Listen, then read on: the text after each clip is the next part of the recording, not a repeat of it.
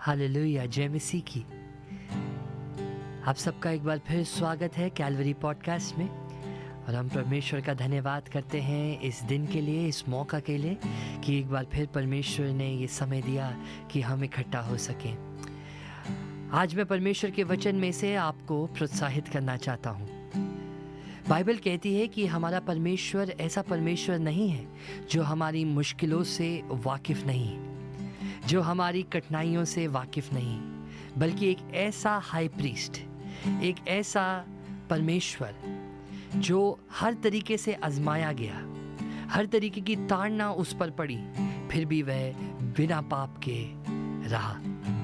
इब्रानियों की पुस्तक बहुत अच्छे से हमें यीशु मसीह के बारे में बताती है, जिसने आपके और मेरे लिए दुख सहा, आपके और मेरे लिए उस पर ताड़ना पड़ी और उसने हर तरीके की मुश्किल को सहा जो आप और मैं इस जीवन में महसूस करते हैं, जो आप और मैं इस जीवन के दौरान जाते हैं। हमारी ज़िंदगियों में परेशानी है, स्ट्रेस है, एंग्जाइटी है, यहाँ तक कि मौत, वो तक यीशु मसीह ने आपके और मेरे लिए सह ली। और बाइबल कहती है कि हमारा परमेश्वर उन सब चीज़ों से वाकिफ़ है।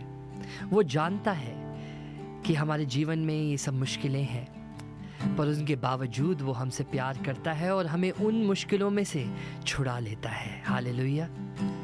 आज यदि आप किसी भी कारणवश किसी एक मुश्किल समय में हैं, किसी ऐसी चुनौती में हैं, तो ये वचन आप तक पहुंचे कि आपका परमेश्वर आपके साथ है। आपका परमेश्वर आपकी जंग खुद लड़ता है। आपका परमेश्वर विजयी है। आपका और मेरा परमेश्वर जिंदा है और वो हमें ताकत देता है, अपनी पवित्र आत्मा की सामर्थ देता है। अपना ईमान, अपना भरोसा हम उस पर लगाएं। आज उसके वचन को सुनकर, पढ़कर हम ताकत पाएं और हर एक उस परेशानी को कह दे, हर एक उस फियर को कह दे, हर एक उस एंग्जाइटी को कह दे कि मेरा परमेश्वर मेरे साथ है, मुझे किस चीज की कमी है। May the Lord of heaven himself, God Almighty, give you strength।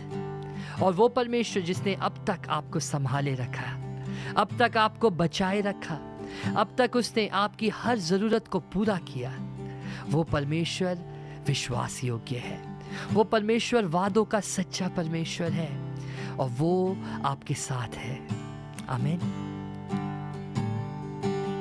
गिने गिने के स्तुति करूं, बेशुमार तेरे दानों के लिए। अब तक तूने संभाला मुझे, अपनी बाहों में लिए हुए। अब तक तूने संभाला मुझे, अपनी बाहों में लिए हुए। आए मुझे जो मिटाने, वो शस्त्र होंगे बेअसर। आए मुझे जो मिटाने, वो शस्त्र होंगे बेअसर। आँखों की पुतली जैसे वो रखेगा मुझे हर पल। आँखों की पुतली जैसे वो रखेगा मुझे हर पल। गिने गिने के स्तुति करूं, बेशुमार तेरे दानों के लिए। अब तक तूने संभाला मुझे, अपनी अपनी बाहों में लिए हुए, अब तक तूने संभाला मुझे, अपनी बाहों में लिए हुए। मेरे शत्रु का निशाना मुझ पर होगा ना सफल, मेरे शत्रु का निशाना मुझ पर होगा ना सफल,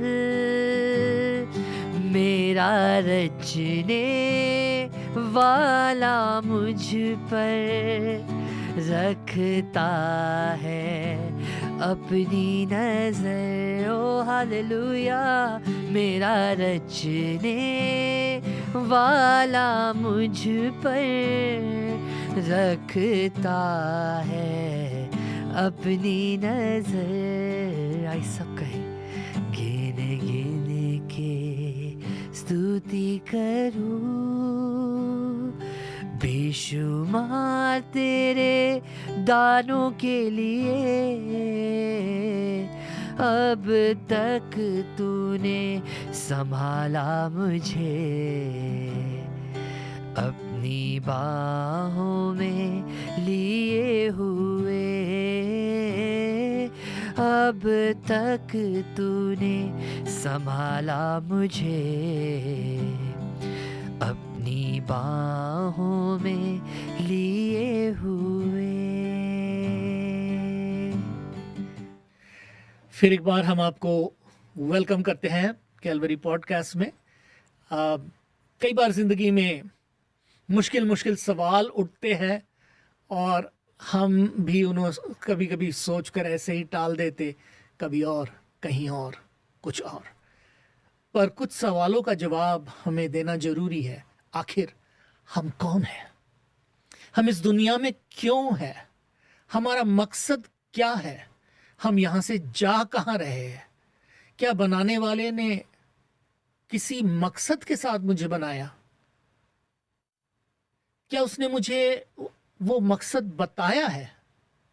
क्या मैं पता कर सकता हूँ? हो सकता है ये मुश्किल सवाल सिर्फ मैंने ही ना किए हो, आपने भी किए हो, पर कभी कभी हम सोचते इसका जवाब तो किसी के पास नहीं और हम भी टाल देते हैं।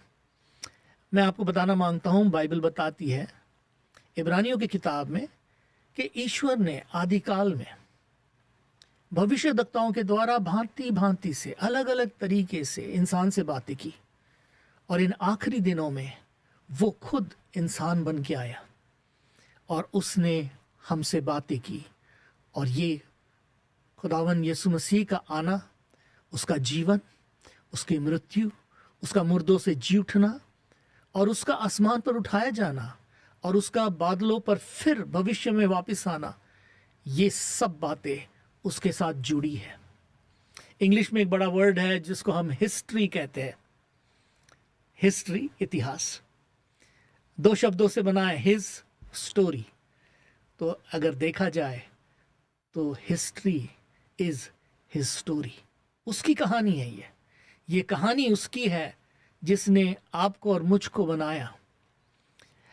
उसके बारे में बाइबल के एक नबी, दानियल नबी ने, एक राजा जिसका नाम बेल्तशज़ार था, बड़ी घमंड की बातें उसने की थी और मानो खुदा को अपनी मूठ दिखा रहा था कि मैं कौन हूँ। और जब वो हिल गया, कांपने लगा, एक बात दानियल ने उससे कही। उसने कहा, राजा, तेरी सांस जिसके हाथ में है। कभी कभी हम सोचते हैं कि मेरी सांस उसके हाथ में तो रोक क्यों नहीं देता। अजीब बात यही है कि वो जो कुछ करता अपने वक्त और अपने हिसाब से करता, मेरा आपके वक्त से नहीं करता। हम उसे नहीं कह सकते ये कर। कई लोगों ने खुदावन यीशु मसीह के वक्त में भी उसे कहा, एक मौजूदा दिखा दे। जब वो सलीब पे था, उन्होंने कहा कि अरे तू मसीहा है तो खुद अपने आप को बचा ले, हमको भी बचा ले। उतरा, न जाने क्या क्या चैलेंजेस किए, पर उसने बेध्यानी की। उसने वही करना है जो उसने करना है। आज एक बात के ऊपर मैं ध्यान आपका ले आना चाहता। पिछले दिनों में हमने एक छोटी सी कहानी पढ़ी थी नेहमाया के बारे में। एक बहुत लंबे इतिहास की एक छोटी सी कहानी है, यहूदियों की कहानी है, यरूशलेम शहर के शहर पनाह बनाने की कहानी है।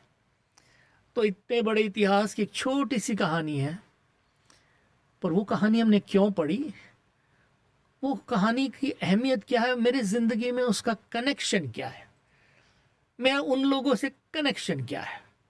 कनेक्शन ये है कि वही खुदा है जिसने आपको और मुझे बनाया, और उसने हमें इस किताब में ऐसा एक इतिहास दिया है जो चेक किया जा सकता, जो देखा जा सकता कि सही है, ऐसा ही है, ऐसा ही हुआ। और इतिहास और आर्कियोलॉजी, ये सारी बातें इस सच का प्रमाण देती है।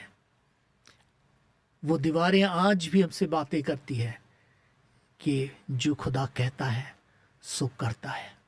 अगर उसने अब तक वो किया, क्या भविष्य में करेगा, क्या आपकी ज़िंदगी के साथ करेगा।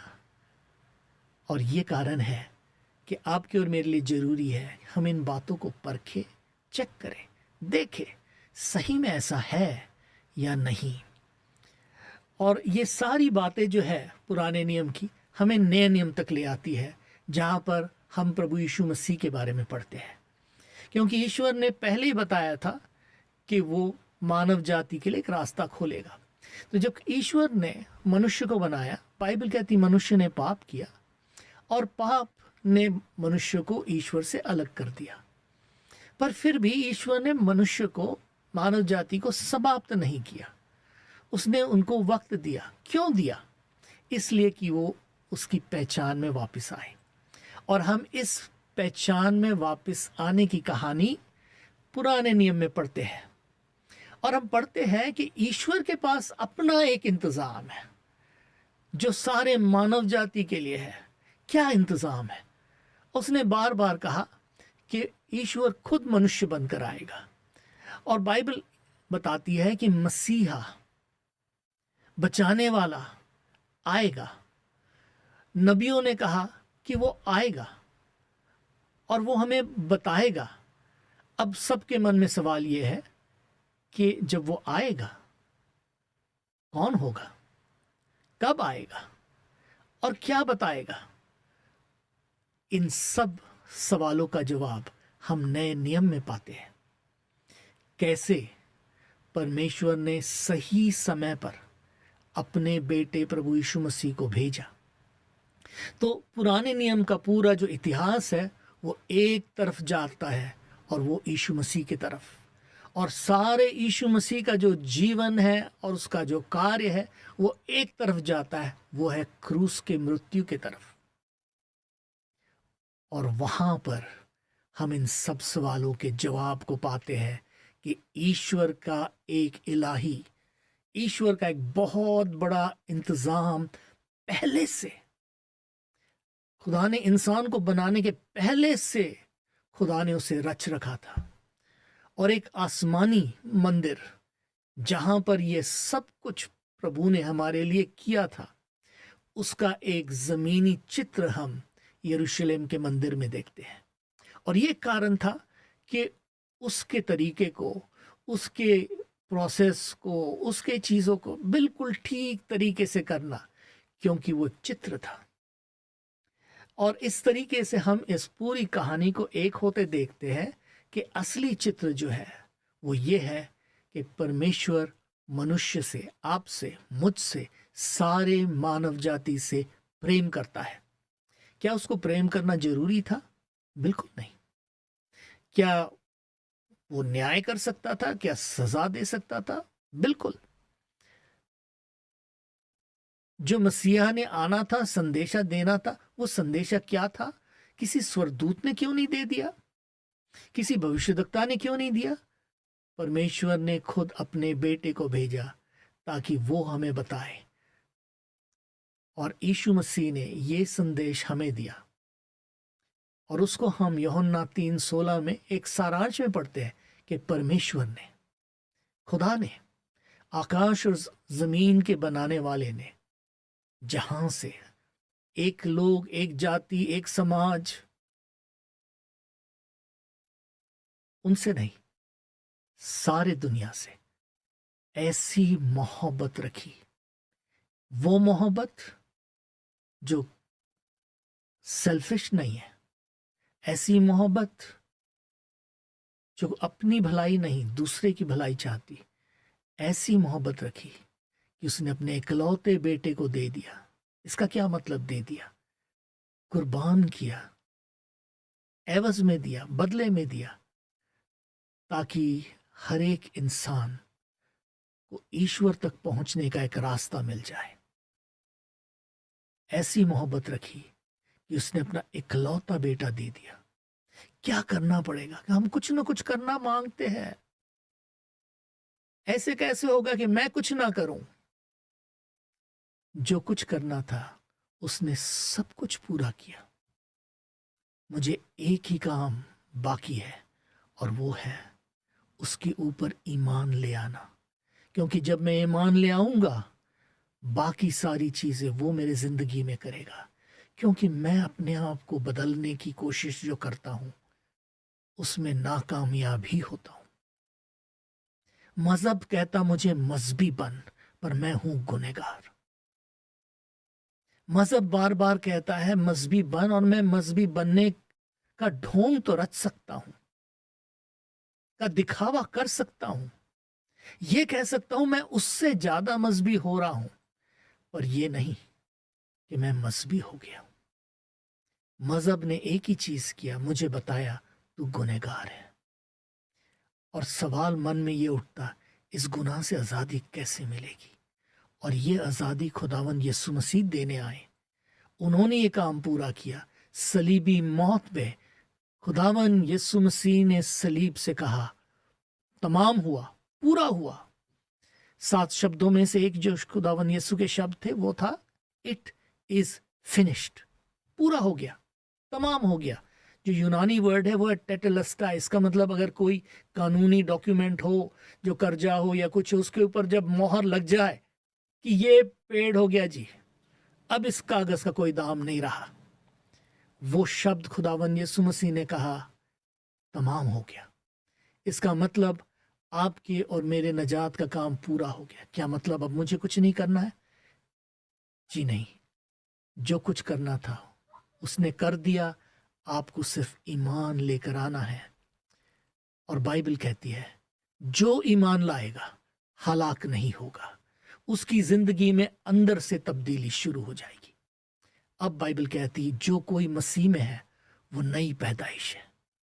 ये बहुत बड़ी खुशखबरी है, और ये एक ही खुशखबरी है कि सारे दुनिया में एक ही है जो आपको अंदर से बाहर बदल देता है। एक ही है जो आपके गुनाह को हटा देता है। एक ही है जो आपका ईश्वर के साथ मिलाप करा देता है। इस वजह से बाइबल की ये पूरी कहानी जो है वो हमें यीशु तक ले आती है। और आपके लिए और मेरे लिए जरूरी है कि हम इस कहानी को समझें। नया नियम बहुत मुश्किल नहीं है। अगर आप शुरू से पढ़ना शुरू करें नया नियम, मत्ती की इंजील से लेके मुकाशवे तक, आप 10-12 घंटों में ख़त्म कर दोगे। आपको पता पड़ेगा खुदावन यीशु कौन है, उस दुनिया में क्यों आए, उनका संदेश क्या था, उन्होंने क्या किया, और मुझे क्या करना है। फिर उसके आगे क्या फैसला लेना है, ये फैसला आपके और मेरे ऊपर है। खुदावन यीशु ने ये नहीं कहा जाओ सारे दुनिया में जाओ लोगों को क्रिश्चियन बनाओ। उसने एक सरल सी चीज कही। उसने कहा जाओ सारे दुनिया में ये खुशखबरी सुनाओ। जो ईमान लाए वो नजात पाएगा। क्या आपने इस खुशखबरी को सुना, समझा? अगर अब तक नहीं, तो जब सारी दुनिया यीशु मसीह के पहली आमद को याद करती है, उसके मौत, उसके जी उठने को, इस बहुत बड़े ऐतिहासिक घटना को, मेरी दुआ है आप इस ऐतिहासिक घटना को अपने लिए पर्सनल ले लें और कहे कम से कम इतना तो पता कर ही लूँगा।